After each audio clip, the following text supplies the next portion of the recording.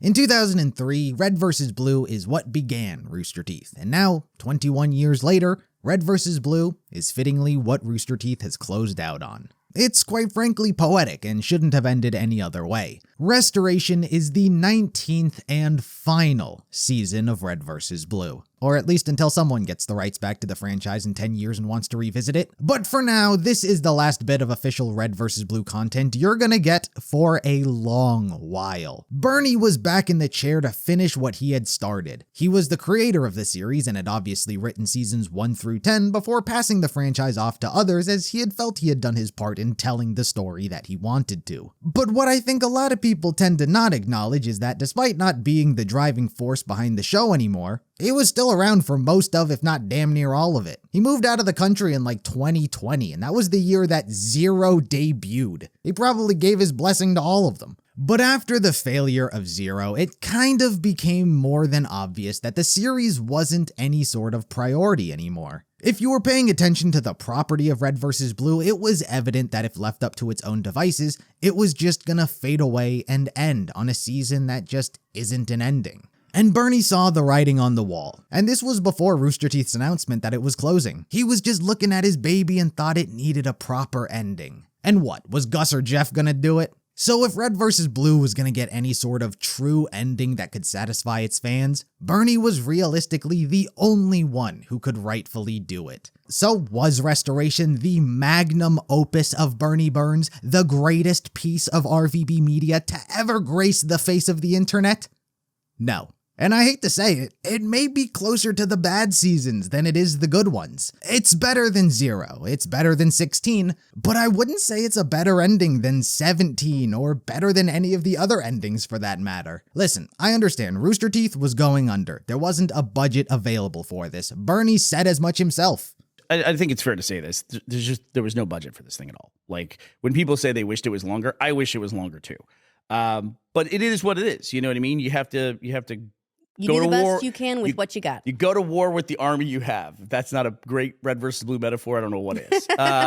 It is clear that he did not have the time or resources to cook like we know he can. Creatively, he is my greatest inspiration, so I got respect for him literally more than anyone else. But if I want to be fair and judge Restoration as a season like all the rest, it's not great. Let me just say, it's how Red vs. Blue should have gone out, regardless of the quality of the season, literally would not have had it any other way. And Restoration does get plenty of things right, especially in the way it's trying to make you feel emotionally and giving fans closure to the franchise. But hey, let's just get into it. So the beginning of this actually starts from the teaser clip that was released back in July of 2023. For anyone who hasn't been following the franchise or may have fallen off during the more recent seasons, the teaser shows that Restoration is actually a follow-up to the Chorus trilogy. As a refresher, Epsilon deconstructed himself into the memories of the other AI fragments so Tucker could power the Meta's armor and they could fight back. But for Restoration, we get to see the moments before he did.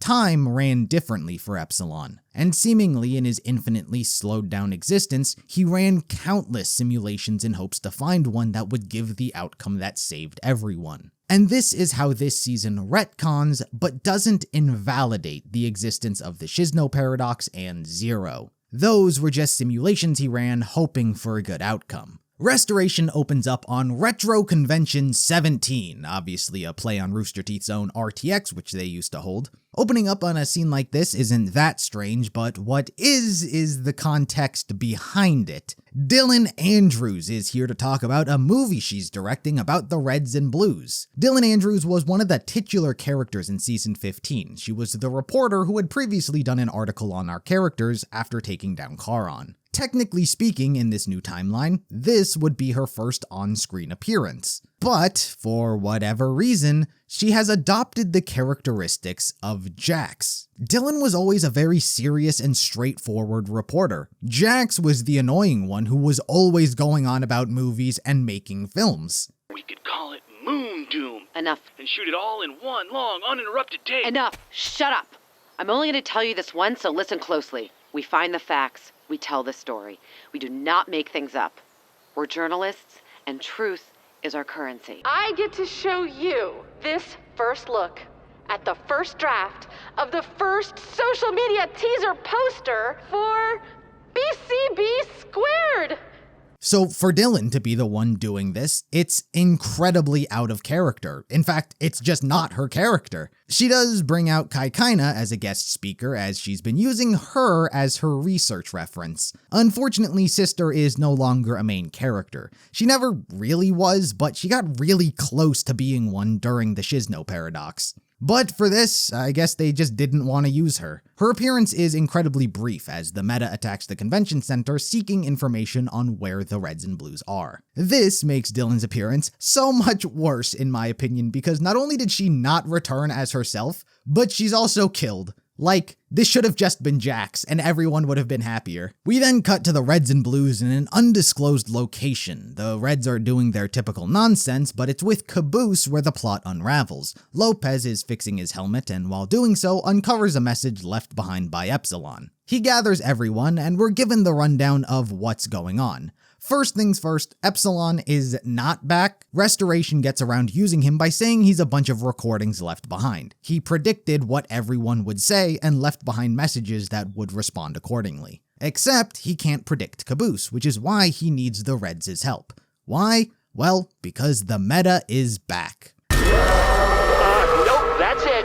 Turning us off. After recreating the AI fragments from his memories by deconstructing himself, it gave Tucker the power to fight their way out. Which they did, it happens off screen. But the AIs, having been recreated, take over Tucker and begin using him as a puppet, as they did with the meta. Since they are the memories of the AIs, their goal remains the same, to recreate the alpha by obtaining all the fragments. But Epsilon obviously doesn't exist anymore, and when he recreated them, he took away their memories, meaning that they don't know that he's dead. So they're searching for him, which they believe are with our characters. But in addition to that, they have all the information that Charon Industries and Felix possessed, plus they're controlling Tucker, who knows about the Reds and Blues in and out. So this villain is everyone from their past combined and then some. While I don't think this is necessarily a problem conceptually, especially when this season's going for heavy nostalgia like it is, I think it wound up being more of a problem than anticipated because it takes away Tucker from an already incredibly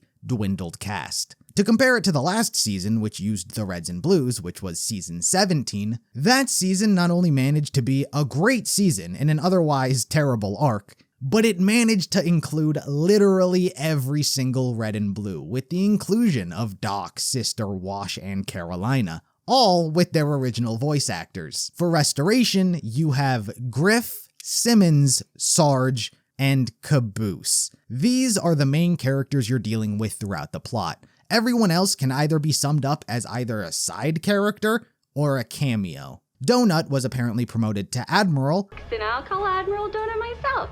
and he has one line that's not even actually him physically there. Lopez and Sheila are in the very beginning, but one, Lopez isn't voiced by Burnie for some reason, No es necesario que me introduzcas. and two, Lopez just doesn't join, and nor does Sheila, and it doesn't give an excuse as to why not. Wash and Doc are restrained to their own subplot, predominantly in a hospital disconnected from the larger story at hand. And Carolina's just not in it until the very end. So you're only left with 4 characters, technically 5 with Church, active in the main plot, and it's not helped by the fact that Caboose is not voiced by Joel. I get it, he had some drama behind the scenes within the company, and he left on pretty bad terms. But for being a fan favorite, having played him in literally every single major season, except this one, it's tough to try and listen to someone else be Caboose. And this isn't a slight at the current VA who took over. He's doing his best, it's just a job, I ain't got hate for him. But for me, their voice is just as much part of their identity as their personality, especially since there's been minimal voice actor changes over the years. Caboose here just feels like someone doing an impression of Caboose than it does actually him. So it's unfortunate that missing Joel as Caboose is a big card, which in my opinion,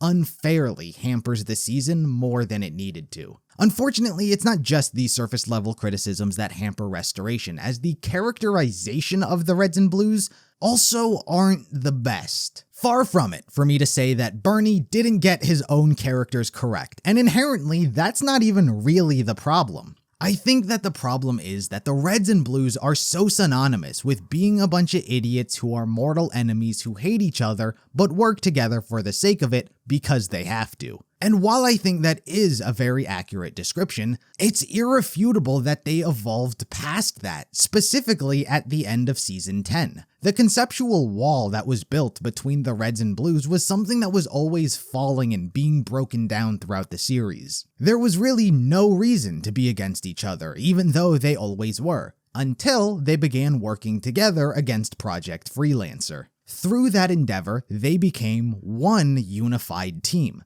Season 10, in my opinion, established that cohesion between everyone, and the Chorus trilogy proved it.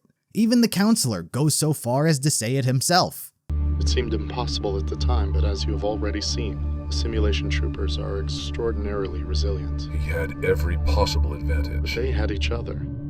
They had what our agents never fully achieved: complete and total faith in one another. So it's not even inherently that they're wrong, it's more like they're a pre-Season 8 version of themselves here. And I say that because when Caboose asks for their help, their response is, it's not their problem. The way I figure it, this here is a blue team problem. Tucker's one of you. Red team regulation number 636RT clearly states you're on your own, sucker. And we have definitely progressed past this point with these characters. Burnie wrote them past this progression in Season 8 with Sarge's phenomenal speech in Rally Cap. Back then, he was the only one willing to help the Blues because it was bigger than them. No one told them to leave. They're on their own. But just die! Sergeant, please! Hey dude, I don't know if you've picked up on this yet, but if you want to convince Sarge to do anything, I don't think the best argument is the Blues might die if we don't. Cowboy up, Caboose. I'm coming with you. What? For all we know, Tex and Church are dead. That means we're the only ones who know what's happened. The only ones who can prevent them from covering it up. So the way I figure it, these freelancer guys want to use us, take us away from our families, and send us all over the dadgum galaxy just to test if their agents are ready for the big fight? Well, I guess I'm interested in showing them exactly what a big fight is all about. So Restoration takes them pretty far back in their character development and tries to redo it, but really does it worse. Restoration feels like another attempt at Revelation. Even the name Restoration fits into the name scheme of the Recollection, as if that's really what Burnie wanted to add on to, and not the Chorus trilogy. And that makes sense. There's a lot more Project Freelancer-esque themes and ideas going on in Returning as opposed to Chorus. It feels like this had to pick up from Season 13. Dr. Gray is here. It tries to say that the meta has information Felix gathered and try to make it feel like Felix is included in the threat level. But realistically, Felix is completely irrelevant in the equation. There's barely any Chorus returning. The crew, Locus, nowhere to be seen. I get it, Burnie made Project Freelancer, he knows that better than anyone, so it makes sense for him to have fallen back on it. But I think it winds up being more of a hindrance to this season because of just how apparent that is. You can go back to this one season and compare it to most of Restoration because it tries to redo a lot. In this case, Simmons is the one that wants to help out the Blues. He sympathized with Caboose's pleas and tries to convince everyone from a logical standpoint. Instead of holding up in red base and hoping the meta only kills blue team and ignores us, maybe it would be better off if we help them? Say what now? Wait, no. What if Church is right? If the meta does restore the alpha, then it's a threat to everyone. And tactically speaking, if we work together, we'd have the advantage of the element of surprise. But when that doesn't work, he just caters to Sarge's ego. The upside is you might get to kill the most powerful blue soldier of all time, which would of course officially make you... Go on. Despite being against it, it doesn't give a reason for Griff to go. So the emotional weight that we're sort of driving with is basically non-existent. We're pushing with it's the logically right thing to do and ego. But logic would always indicate that it would be the wrong decision to get involved. Simmons will probably tell you that statistically, some of us will probably die.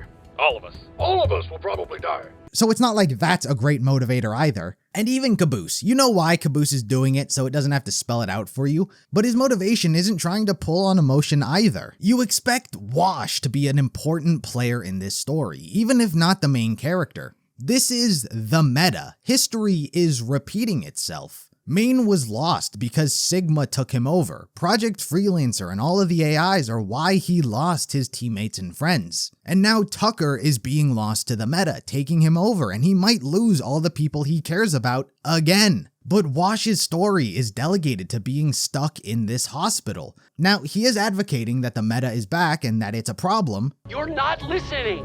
He won't stop. You don't understand. He'll kill us all. Listen to us. No, we're listening to all of you.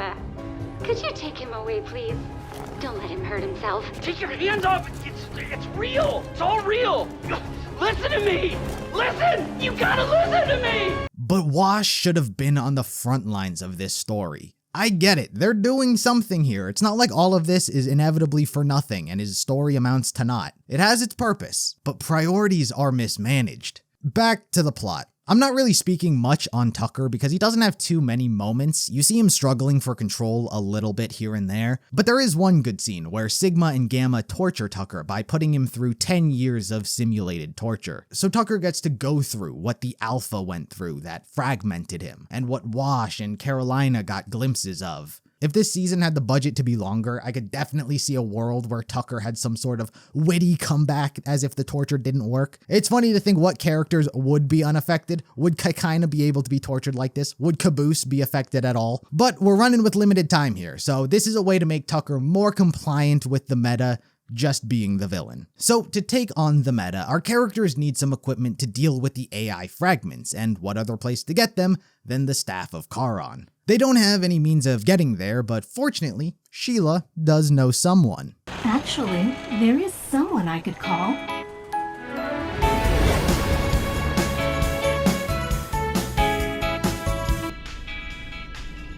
Yeah, you guys are lucky that I was available and that I owed your girl a favor.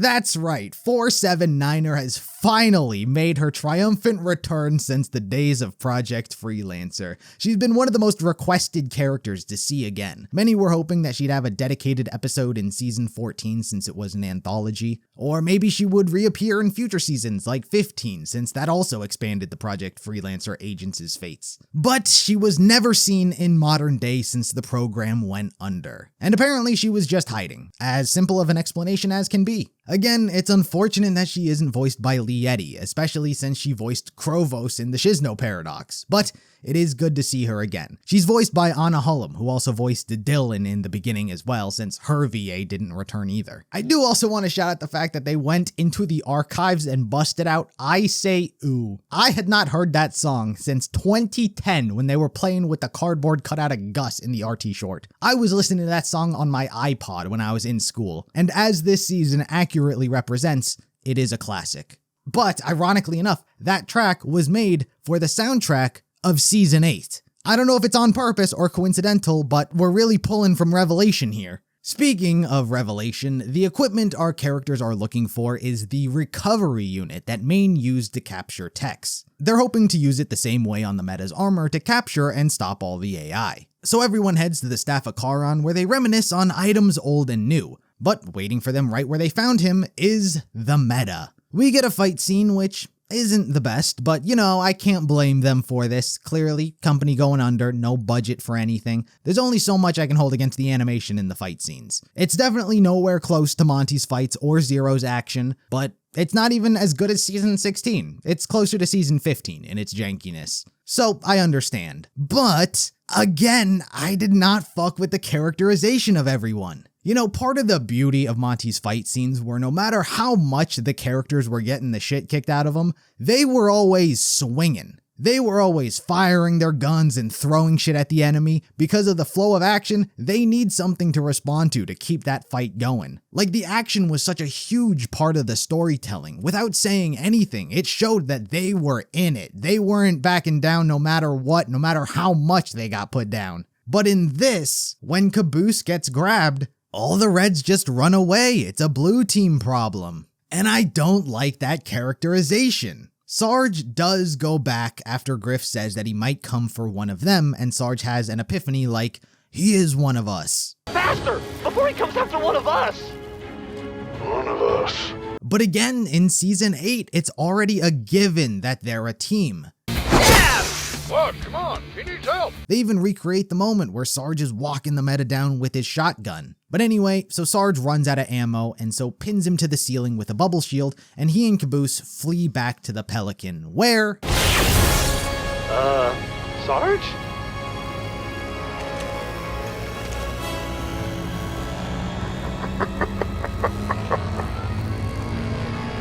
Well, dang it.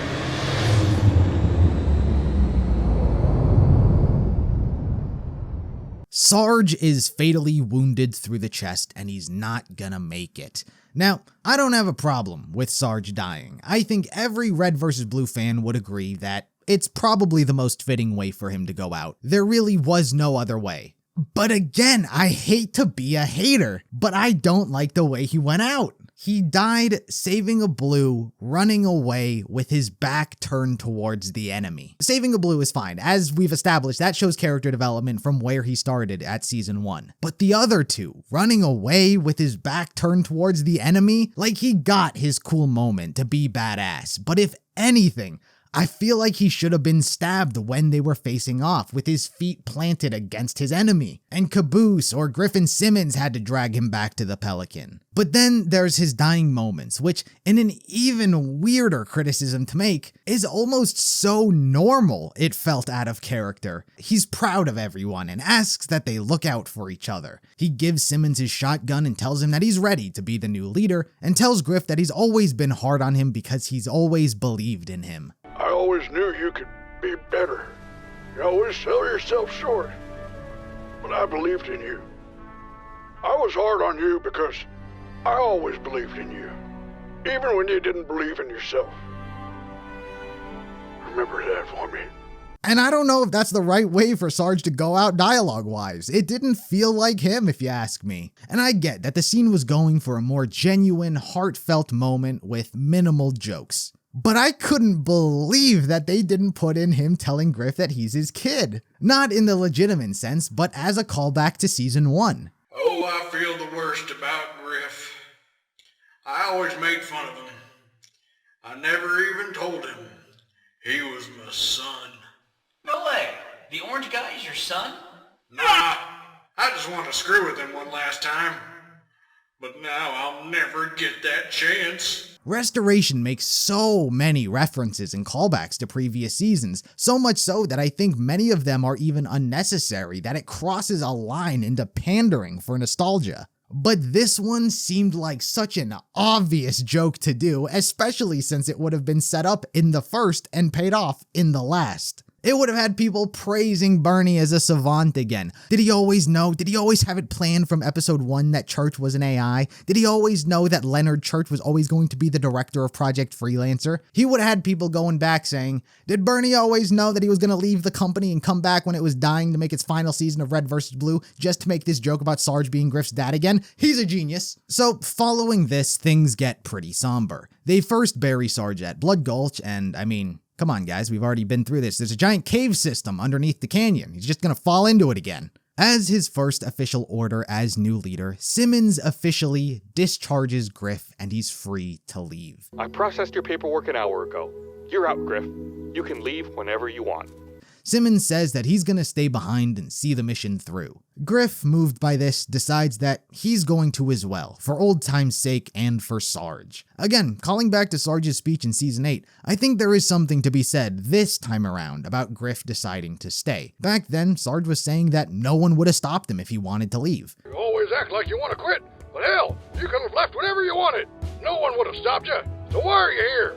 But now, he is free, but is actively choosing to stay. I do think that is a good development on a previous idea. Meanwhile, with Caboose, he's been on his own secret side mission with Epsilon. While they were at the Staff of Charon to get the recovery unit, which they failed to do, Caboose also grabbed the memory unit. Apparently, according to Epsilon, when they hid Alpha at Blood Gulch, the body they put him in had a duplicate at Red Base, which became Lopez, meaning the blue team also had a spare body that never got uncovered to host the Alpha. And this, in conjunction with the memory unit, is how they're going to bring back Church. First things first, I think it does actually add up, there being a spare body. It's kind of flip-flopped over the years. Initially, it was supposed to be a hint that both teams are mirrors of each other. They both have a base, they both get vehicles, they both have a flag. Why would one side have a robot and the other not? This was initially supposed to be a hint that Church was the robot. But then Tucker commented on his body stinking, so Burnie had to say that that was just a joke because it fucked with what he was going for. But then, in season 14, it re-retconned it to the Alpha being put into the body of Private Jimmy, so his body would stink, and that would mean that Blue Base did still have a spare robot kit for the Alpha, which I think is what they were going for. But emotionally, it really fucks with season 13's end. The whole point of that ending is that you don't know if your actions helped. You're not gonna be there to see it. And that message is undermined if Epsilon knew that there was a spare body and a means to bring him back. I'm gonna tell you how to bring me back. So anyway, the night before their final fight is spent at a campfire. Caboose, with the body and memory unit, is hoping to harvest their memories, which I'll get into here soon, but they spend the night reminiscing on old memories and their time together. When the sun rises, it's time for the ultimate battle with the meta. Griff's got his Griff shot, Simmons has Sarge's shotgun, and the fight goes about just as well as you'd expect. But that's because it's done through a dramatic montage as Caboose tells one last story to the memory unit. The story of Leonard and Allison. And I gotta say, I did not see what was coming next. I was like, damn, they're really hamming up Church's return. They're painting him out to be this world's Superman, like only he can save the universe. What is this ego trip? What is he, Master Chief? But when you see that warthog come flying in, there's only one character that had that raw strength.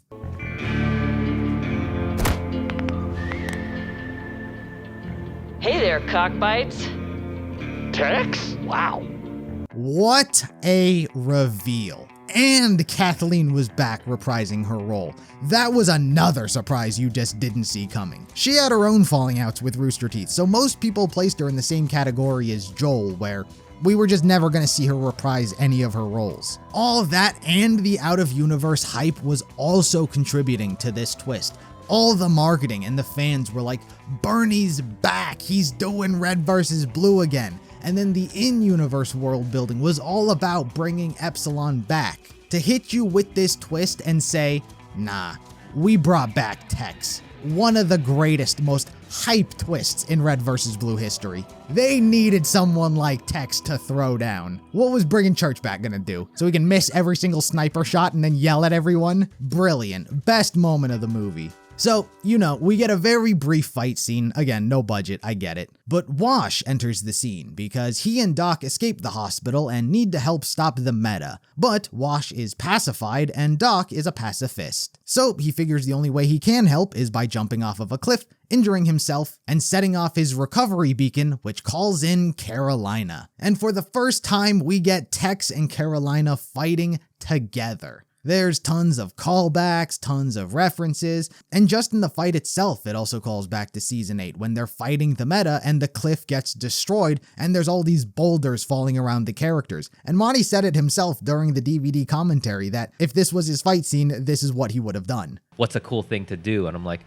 I've done fighting while falling, I've done fighting, you know, on walls. Here, how about fighting with these badass guys who, you know, with a bunch of shit falling around you. It's not as much as a danger as the guy standing in front of you, which is the motivation that Wash has here. They really want to get her captured in that unit more than they're afraid of something falling on them, which makes them seem even more badass. Monty would have eaten this fight up. He never got to do a fight in Blood Gulch. You can tell that they were trying to go for Monty's style, and you know, if it was back then, the script would have just said, insert Monty fight scene. Like, the structure of Restoration is so reminiscent of Red vs. Blue back then that you can tell that, yeah, this was Burnie. So yeah, they went for it. It doesn't come close to pulling off what Monty was able to do, but hey, they tried. Anyway, it all leads to a pretty great moment where Sigma is gloating to Tex, telling her about how she's literally a failure designed to always fail in the end. It's what her existence is predicated on. But this time around, she's not based on the director's memories. This time, I'm not based on his memories. I'm based on theirs. And I always kick their asses.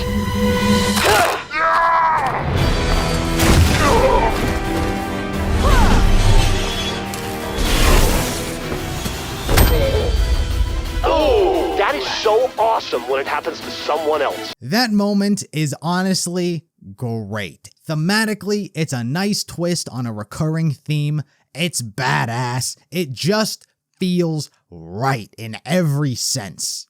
The only problem, not to be a Simmons here, but logically, I don't think that makes sense. The whole idea of the Reds and Blues being able to make an AI based off of their memories is just not how that works. The director didn't just create an AI by talking. He was given one, the Alpha, which was based off of himself, which is why he was fragmenting it, so he could have more. He was torturing the Alpha and getting him traumatized to the point that he split. Epsilon was unique in that being the memories of the Alpha, he was able to create others based off of his memories. Every other text that came back was because Epsilon spawned her, I think. I don't know how this army was made, but traditionally they had to be spawned from another AI. It's important that the Alpha's trauma and torture was for a reason. So I don't know how I feel about it being so simple. But it was cool and fitting, so, fuck it, I guess. Simmons throws the recovery unit and we get a best throw ever of all time joke. That